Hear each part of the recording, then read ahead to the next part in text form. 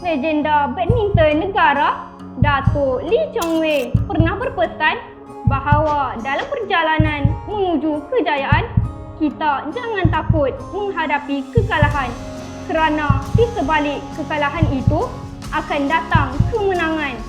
Semangat juang inilah yang menjadi azimat buat atlet-atlet kita yang terus berhempas pulas di balapan.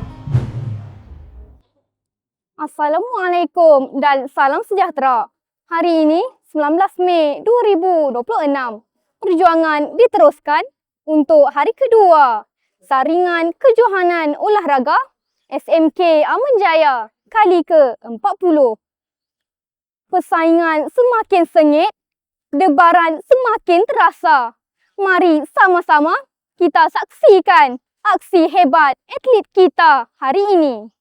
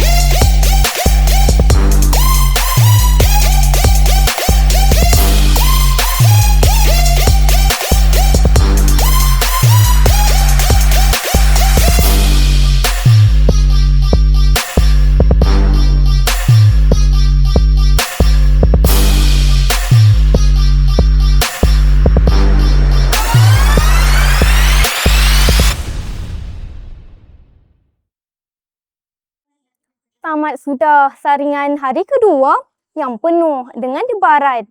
Syabas kepada semua atlet yang telah memberikan segalanya pada hari ini. Segala-galanya bakal terjawab pada hari kemuncak Khamis 21 Mei ini.